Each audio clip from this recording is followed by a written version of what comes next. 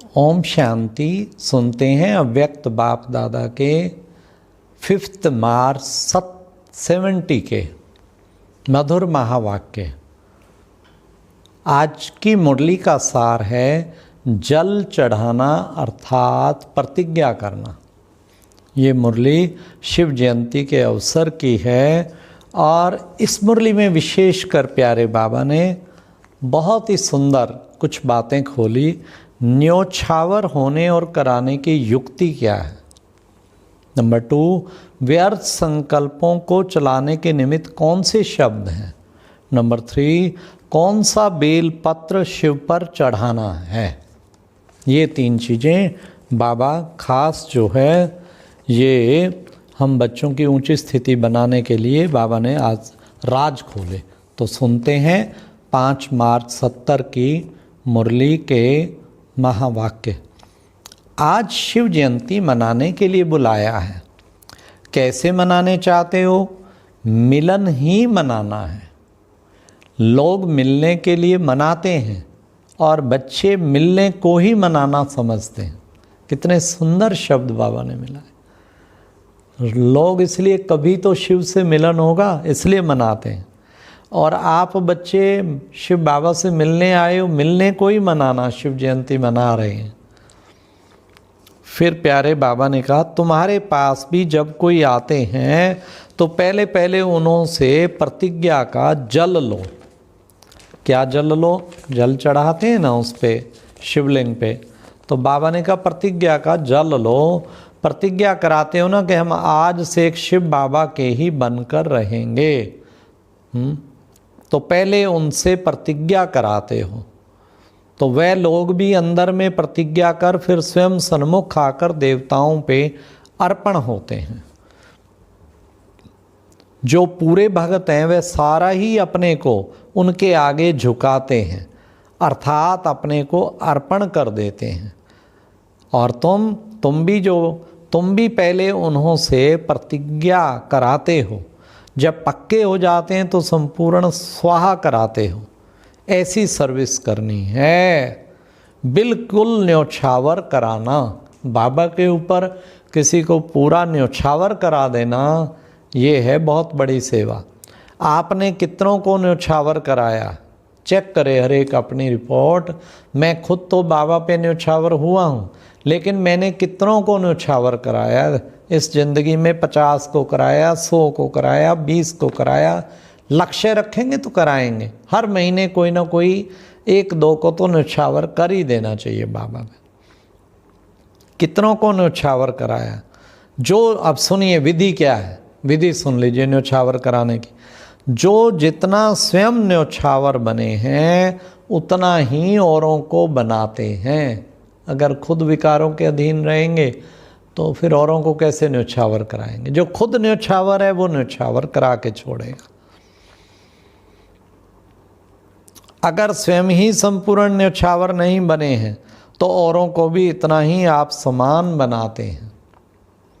अभी न्योछावर होने में मेहनत और समय दोनों ही लगता है, लेकिन थोड़े ही समय में न्योछावर होने वालों की क्यों लग जाएगी। मुझे भी कर लो न्योछावर, मुझे भी कर लो। मधुबन में तो आज भी क्यों है, सरेंडर जो होना चाहते हैं पर छुट्टी नहीं मिलती क्यों बहुत है, खासकर कुमारों की। तो बाबा ने कहा थोड़े ही समय में न्योछावर होने वालों की क्यों लग जाएगी। जैसे वहाँ यादगार है काशी कलवट खाने का, स्वयं अपनी इच्छा से कटने को तैयार हो जाते हैं, वैसे यहाँ भी तैयार हो जाएंगे। मधुबन में एक नोटिस जाता है टेलर चाहिए तो 20 जनों की आ जाती है। 3 महीने के लिए चाहिए, 6 महीने के लिए चाहिए, ड्राइवर चाहिए, फलां चाहिए। तो न्योछावर होने के लिए जैसे तैयार क्यों लगी पड़ी है। व्यर्थ संकल्प व विकल्प जो चलते हैं तो एक ही शब्द बुद्धि में आता है, क्यों हुआ। क्यों से व्यर्थ संकल्पों की क्यों शुरू हो जाती। व्यर्थ संकल्पों का सोर्स क्यों, क्या, क्यों, क्यों ऐसा किया, क्यों मेरे साथ ही होता है, क्यों ये मेरे पीछे पड़ा हुआ है, क्यों ये पार्ट ऐसा है। तो ये क्या क्यों जो है ना, बाबा कहते क्यों ही संकल्पों की क्यों शुरू करा देता है। जब क्यों शब्द निकलेगा फिर ड्रामा की भावी पर एकरस्थेरियम रहेंगे। जब क्यों शब्द निकलेगा तब एकरस्थेरियम रहेंगे। तो अभी क्यों के क्यों को हाँ क्या करना है, ख़त्म करना है क्यों के क्यों को ख़त्म करना है। ये बाबा ने क्यों को ख़त्म करने का हाँ एक तरीका बताया कि बच्चे बाप पर न्योछावर, तो उससे फिर बच्चे क्या क्यों कैसे इसका भी ख़त्म हो जाएगा सब। फिर बाबा ने कहा जैसे जैसे समय आगे बढ़ेगा वैसे दुख अशांति भी बढ़ने के कारण हर एक आत्मा सुख चैन की प्यासी होगी, और उसी प्यास में तरसती हुई आत्माएं इस पांडव भवन के अंदर आने से ही 1 सेकंड में सुख चैन का अनुभव करेंगे। ये मुरली पांडव भवन की चली हुई है। फिर जब ओम शांति भवन बना था 82-83 में, फिर वहाँ चलनी शुरू हुई। फिर नीचे डायमंड हॉल बना तो फिर वहाँ चलनी शुरू हुई। तो ये पांडव भवन उस वक्त और कोई अपनी बिल्डिंग नहीं थी। तो बाबा ने कहा पांडव भवन के अंदर आने से ही 1 सेकंड में सुख चैन का अनुभव करेंगे, तब प्रभाव निकलेगा। एक एक चैतन्य मूर्ति के समान दर्शन मूर्त हो जाएंगे। एक एक रतन का दर्शन करने के लिए दूर दूर से प्यासी आत्माएं आएंगी। अगर सहनशीलता का बल हो तो माया कभी वार कर नहीं सकते। तो यह चारों ही बल चाहिए। 4 बल कौन से? बाबा ने 4 बल कहे हैं। वो कौन कौन से कहे हैं सुनिए। जैसे संगठन का बल है, स्नेह का बल भी है, 1-2 को सहयोग देने का बल है, हाँ, और फिर सहनशीलता का बल, ये चारों बल चाहिए।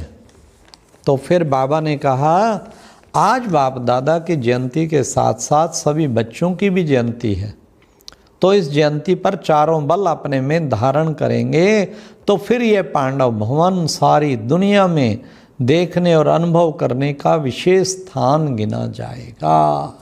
आज भी विश्व में आबू दर्शन एक विशेष स्थान गिना जाता है, और आबू में ब्रह्मा कुमारी इसी को लाखों विजिटर देखने आते। तो बाबा ने कहा ये तो 69 की बात है जब बाबा ने कहा इतना महत्व बढ़ जाएगा, आज तो बढ़ ही गया है। फिर बाबा ने कहा पांडवों के लिए तो प्रसिद्ध है कि वे कभी भी प्रतिज्ञा से हिलते नहीं थे। 1% की भी कमी हुई तो इसको कमी ही कहा जाएगा ना। पांडव सेना को एग्जाम्पल बनना है। बाबा कहते तुम्हें एग्जाम्पल बनना है। तो आज पहले प्रतिज्ञा का जल चढ़ाना है, और फिर सौगात भी मिलेगी हाँ क्या मिलेगी वो बड़े ध्यान से सुनिए। प्रतिज्ञा की 3 लकीर दिखाते हैं, बेलपत्र भी चढ़ाते हैं, वह भी 3 पत्तों का होता है। तो आज के दिन ये 3 प्रतिज्ञा कराई है। कौन कौन सी? सहनशीलता का बल अपने में धारण करेंगे, दूसरा क्यों को खत्म करेंगे, और आसुरी संस्कारों पर पहरा देना है। तो ये 3 प्रतिज्ञा का है। बेलपत्र बच्चों को बाबा पे चढ़ाना है, शिव बाबा पे चढ़ाना है। कितना सुंदर बाबा ने बेलपत्र का रहस्य बताया। 3 पत्र, ये 3 चीज़ें कौन कौन सी के बाबा ने स्पष्ट कहा। कौन सी? एक सहनशीलता का बल, और दूसरा क्या क्यों खत्म, और तीसरा आसुरी संस्कारों पर पहरा देना। फिर बाबा ने कहा देखो बच्चे, भगवान बच्चों को कहते हैं क्या वंदे मातरम। कितना फर्क हो गया। इतना नशा रहता है। जिस बाप की अनेक भक्त वंदना करते हैं वे स्वयं आकर कहते हैं वंदे मातरम। इस खुमारी की निशानी क्या होगी? क्या निशानी होगी? उनके नैन, उनके मुखड़े, उनकी चलन, बोल आदि से खुशी झलकती रहेगी।